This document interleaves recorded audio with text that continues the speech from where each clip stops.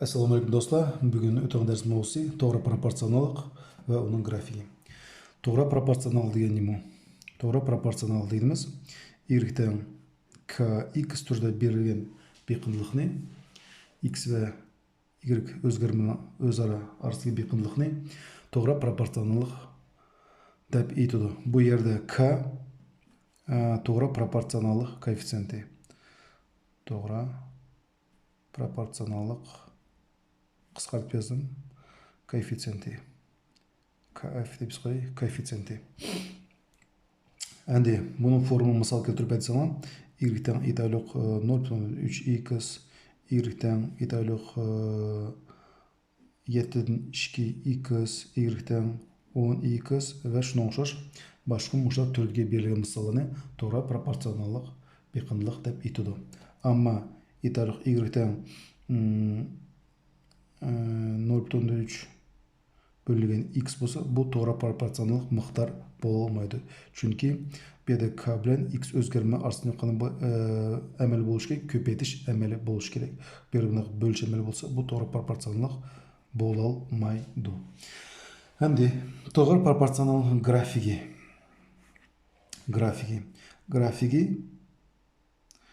grafigi ison so'ranglar, ne bo'ldi? Tuz siziq. Yana qanday tuz siziq degan vaqtida bu koordinatlar boshlanmasidan o'tadigan tuz siziq. Koordinatlar boshlanmasidan o'tadigan tuz siziq. Yana sizlar bilsa, mana biz itarxonada bir koordinat tashkil bersin deylik. Mana bizda abssis o'qiy, mana bizda bu ordinat o'qiy. Koordinat boshlanmasi o'tadigan yana u chekit orqali har qanday grafik bo'lsin, to'g'ri proporsionallik har qanday grafik bo'lsin, bu nima bo'ladi? Albatta bu 0 chekitidan, yana o chekitidan o'tadi. Mayli qanday holati bo'lmasin, yani shu chekit orqali o'tsa, bu to'g'ri proporsional funksiya deb ataladi, beqiyinlik deb ataladi. Endi bu yerda bularning grafikini serishni hozir turlarini ko'rsatamiz. Endi yana k san to'g'risida aytgim keldi. K bu to'g'ri proporsionallik koeffitsiyenti. Endi bu yana nima koeffitsiyent degan vaqtda, agar bizda k ijobiy son bo'lsa, demak berilgan beqiyinlikning grafiki ox o'q bilan tor bo'lmaslik qiladi. Italiq k ijobiy son bo'lsa, italiq 0.3x, 7.2x deb berilgan bo'lsa, qanday bir grafik yana o chekit orqali o'tadi, yana koordinat boshlanmasi orqali o'tadi. Ham bu grafikdan y'dan kx deb qo'yaylik. Ijobiy bo'lgan holatda mana ox o'q bilan hosil qilingan bo'lgan tor bo'lgan. Endi 90 gradusda oz bo'ldi. Agar k bizda salbiy son bo'lsa, u chaqda bu ox bilan hosil qilingan bo'lgan keng bo'lgan bo'ladi. Mana ox tuzi, u chaqda bizning kximiz mundaq turda bo'ldi. Yani y'dan kx, yana qaranglar, x o'qi mana bu bizning tuzimiz. Yani ikkisini orasiga bo'lgan keng bo'lgan bo'ladi.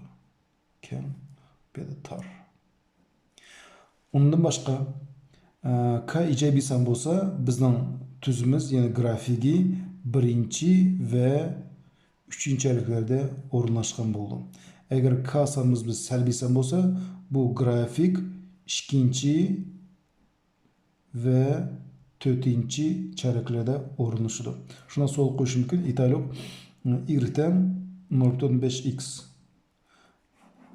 bergan funksiyaning beqiyinlikning grafiki qaysi charakka o'rinlashgan? Bizda k qanchadan 0.5. Bu bizga ijobiy son. Demak, bir xil javob beramiz. Birinchi va uchinchi harakatda. Italiq y'dan -3.2x.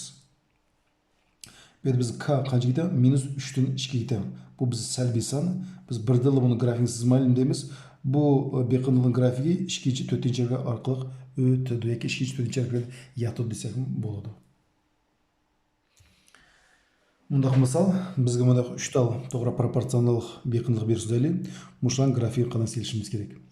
Bularning grafini selish uchun faqat biz bir tal chekit topsak yetarli. Biz bilamiz, tuz uchun 2 tal chekit kerak. Ularning bir chekiti belgilik nemishki, bularning barlig'i koordinatlar boshlanmasidan o'tadi.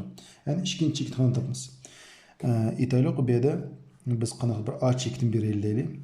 X uchun biz bilamiz chekni koordinatasida x bor, hamda bu y bor. Chek 5 qo'yib, x uchun qolgan bir son olsam bo'ldi. Men aytaylik x o'rniga 3 ni olay. 3 ni yozaman. Endi bu 3 ni olib x o'rniga x o'rniga qo'ymish. 2 köpeylik 3 qancha bo'ldi? 6. Demak, y qancha? 6. Mening bir chektim bor. Men graf sizayman. Onun için ben karın tekstisi olay.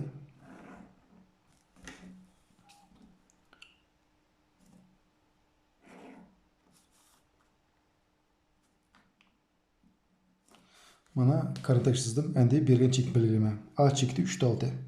1, 2, 3. X'nin 3'ü, Y'nin 6. 2, 4, 6. Bana Y'nin 6. Çektim belirleme. A çekti. Endi biz bilimiz bu her qanday to'g'ri proporsionallik beqinliqning grafiki bu koordinatlar başlaması mana bu. O çekti arqalı bu ötedi. Demek mana bu iki çekti arqalı tüz size жүргізетme. Demek benim qıldım y'ten 2x bo'lgan to'g'ri proporsional beqinliqning grafikini sızıp aldım. Kelesi y'ten minus 3x grafisi uchun yana bir qolgan bir chekni olib qo'yaylik. Y'ten minus 3x qanaqdir bir c chekdaylik. Men 1 ni olsam bo'ldi.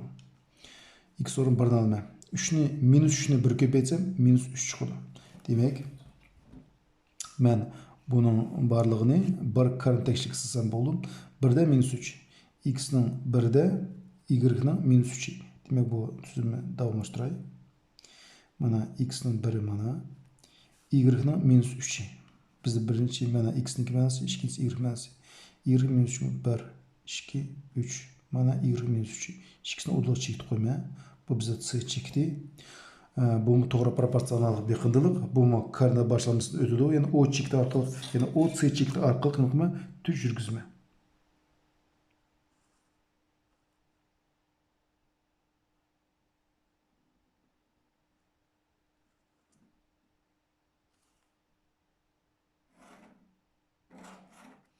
Mana 30 chekdi orqali tuz yurgizdim. Demak, berilgan funksiyaning grafikini qo'yib tuzib oldim. Kelesi y'dan 2x.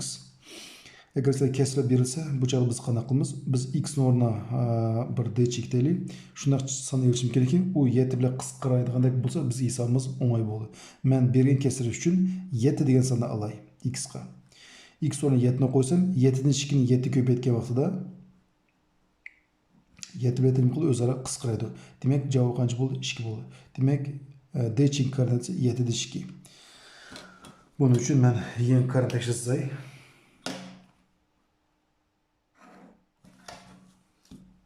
X ning manasi 7 bo'lsa, demak o x o'qisini uzunroq qilsam bo'ldi. Mana x, mana y. Tak, hisoblaymiz. 7 da 2. X 7, y 2. 1, 2, 3, 4, 5, 6, 7. Mana x ning 7'si, y ning 2'si mana. İkisini o'rtaga chekib belgilaymi? Bu d chekdi. Endi bu koordinat başlamamız o chekni qo'shib, o d cheklari orqali men tuz yurgizma.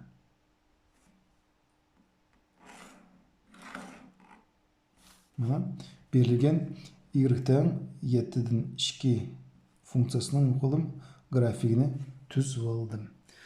Endi bizde ba'zida mushunday grafiklar berildi.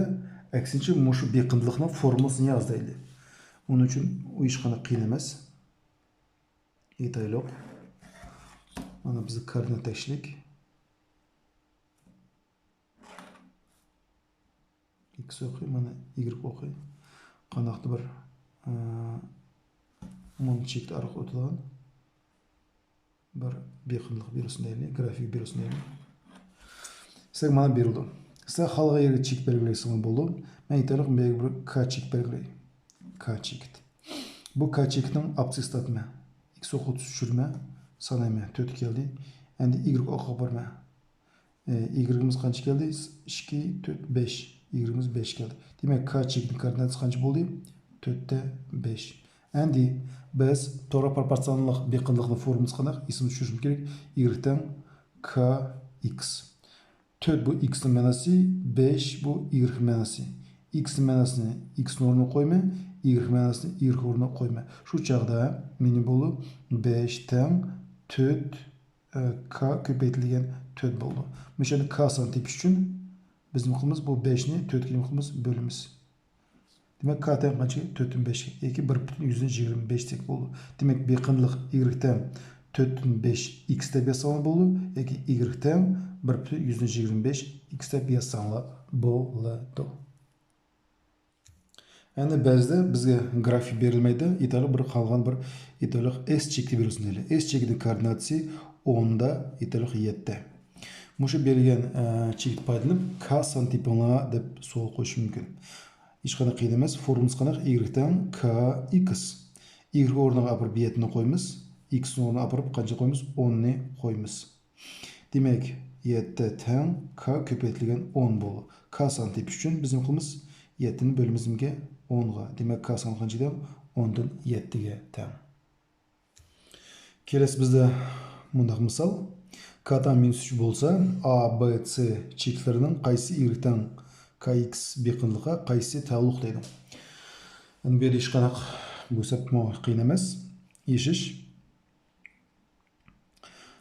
Y-тен k қаншыдан бізді -3 тен. Демек, бұл k-ның орнына қанша қойма? -3 санны қойма. -3x болды. Әне демек, біз x-ның орнына санны беріп, оны -3 көбейткенде y-ның мәнасы шығыш керек. Бір y-ғыш тапсақ болды. Қараңа, x-іміз қаншыдан? 5, y-іміз қанша? 7.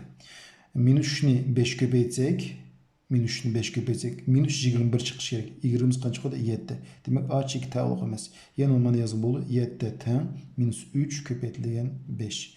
Y орнына 7-ні қойдым, x орнына 5-ні қойдым. 7 тең минус қанша болды? 15 болды. Демек, 7 біле -15 саны тең ме? Әлбәт тең емес. Бұл тең емес дегізім. Демек, a чекті тәулік емес. A чекті тәулік емес. Мұндақ езі қойсақ болды қысқарды. Келесі b чекті тәкшіріп көрейді. B чектіде бізді x-іміз 5, y-іміз қанша? -15. Демек, әмен мұнда yazma. -15 тең -3 көпетілген 5. Келесі -15 тең -3-ні 5 көпетсек -15 шығыды. -15 санбай, -15 сан өзірі тең. Демек, B чекті тәуліқтіп мұнда қыз қойсақ болды қысқарды. Толық тәулік десек болды. Бұл тәулік деген белгі. Ислам түсіріңла. Келесі C чекті. C чекті y-ғыз тәкшірелі. Бізді y-іміз 20 шықшы, x-ні 5-ні қойған халетті. Демек, -3-ні 5 көпейтсем, -15. Бірақ y-іміз мәнесі 20. Демек, C чекті тәулік әмес. Бәзді болса, бізгі мұндақ қанық бір бекінділік берді. Андекі мұндақ жадвалының бош орылын толда да бесап берісі мүмкін. Бұл меш қана қиын емес. Қараңла. X-іміз бәке y мәнісі тепіш керек. Демек, x орны қаншы қоймыз? -1 саны қойыш керек. Демек, 0,4-не -1 көпейтсек, отыр көпейші белгісі ба -0,14 болады. Шындақла, бұл -3-ні долдырайды. X орны -3-ні қоймыз. 0,4-не -3 көпейтсек, -1,2. Шындақла 10-ны қойғанда, 0,4-не 10 көпейтсек, 4 болды. Әнді, келес бұл біздің бұл чақымақлада y мәнісі ба, ama x мәнілері жоқ. Onun үшін қана қылмыз. Y болса, y орнына қанша қойыш керек? 5-ні қойыш керек. Бая біз x орны -1-ні қойдық, -3-ні қойдық, 10-ны қойдық, есап болдық. Әні бұл y мәнісі мұ? Демек, y орны қоймыз. Y-іміз қай тұрды? Тәңнің соң тәріпі тұрды. Демек, 5 тәң 0,14x болды. Бұл ердің біз x тип үшін қылмыз, 5-ні бөліміз 0,14-ке. Сән шықыды 12,5. Демек, бегіме безме 12,5 деп yazma. Şundaqla kez bu yer boş çaqmaq turdu. X мәнісі тепіш керек. Y-іміз қанша болған? 2 болған. Демек, 2 тәң 0,14x-қа. X теп үшін біз 2-ні 0,14 бөлсек, X-іміз қанша қылды? 5 шығады. Демек, бош чақмаққа 5 деп yazma. Бәзді бізге мұндақ езіқлапа біраз есаплан берді. Бұны мәселе чөндіріп берейін. Бұл немеге сөз. X-ның орныға біз 3-ні бәгенде Y мәнесі қан шықты? 7 шықты деген мәні білдірді. Демек, мұшындақ есапладың K сан тепіш керек. Демек, біз тоғыра пропорционал бекіндік формуласы жазымыз Y-тен KX. Yani bayaqıdakı y орнына 7'ni, x орнына 3'nü koyumuz. 7 teng k köpeytilgen 3. K tep üçün biz 7'ni bölümüz 3'ke, 2 teng bu 2,3'tün 1. Demek y'ten formumuz qana boldu. K'nın mənasını tapdıq. Beqinlik formumuz izlesek 2,3'tün 1 x dep mundaq yazılı boldu. Keleside şundaqla bu bizde tırnaqçılıkı bu x'nin mənası. X'imiz 3 tenge, y'imiz qancha tenge? 12'ye tenge. To'g'ri proporsional beqinlik formasi y'ten k x. Y o'rniga 12'ni qo'yamiz. Teng k o'sib chiqadi, ko'paytirilgan x o'rniga 3'ni qo'yamiz.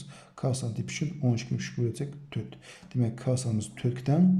Biz tipolog k soni, endi beqinlik yazsa y'ten 4x deb mundaq holatda yozildi. Bugungi ders bo'yicha oxirgi misolimiz. Mundaq to'g'ri proporsional beqinlik berildi. Mush beqinlik bo'yicha formasi bo'yicha x ma'nosi berilsa y ma'nosi toplaydi, aksincha y ma'nosi berilsa x toplaydi. Bu birinchi hisobimiz bo'lsin, bu bizning ikkinchi hisobimiz bo'lsin. Endi birinchi hisobimizda x o'rniga 5 ni qo'yish kerak. Hech qanday bu qiyin emas. Y teng. Oldi bilan biz buni yozamiz. X teng qancha? 5 bo'lsa deb biz qo'yaylik oldiga. Y teng 0.3 ni o'sib ko'chiramiz. Bu x o'rniga 5 sonini qo'yamiz. Shu joyda qancha bo'ldi? 1.15. Demek x'imiz 5 bo'lsa, y'imiz 1.5 bo'ldi. Kelasi x teng qancha? 0.1 bo'lsa. To'liq yozaylik. Y teng 0.3 ko'paytirilgan x o'rniga shu 0.1 ni qo'yamiz. Teng 0.103 bo'ldi. Demek berilgan hisobning birinchi sharti bo'yicha hisob chiqdi. Kelasi shart bo'yicha endi berilmaydi, aksincha y deydi. Y teng 1.15 bo'lsa biz y o'rniga qo'yishimiz kerak. Qarang, y mana sol tarafda turibdi. Demak, sol tarafda 1.15 bo'ldi. Teng 0.3. X'imiz belgisiz. Shu x tipi olmaydi. Demak, x o'sib chiqoldi. Bu bizga tanlama. X tipi uchun bu 1.15 ni 0.3 ga qo'yamiz, bölümüz. 1.15 ni bölümüz 0.3 ga. X'imiz qancha chiqdi? 5 chiqdi. Demak, y'imiz 1.15 bo'lsa, x'imiz qancha? 5 ga teng. Kelasi y minus 2,1 bo'lsa, o joyda hisoblaymiz. Y o'rniga minus 2,1 ni qo'yaylik. Teng 0.3 ko'paytirilgan x tipi uchun minus 2,1 ni bölümüz 0.3 ga qancha bo'ldi? Minus 7. Demak, y'imiz 2,1 bo'lsa, x'ning ma'nosi minus 7. Shu hurmatli do'stlar, bugungi darsimiz oyoqlashdi. Mush ders bo'yicha qanday kamchilik bo'lsa, kommentariy yozishni unutib qolmanglar. Derslarga yoqqan bo'lsa, like bosishni unutib qolmanglar. Bo'pti, xo'sh, sog' salomat bo'linglar.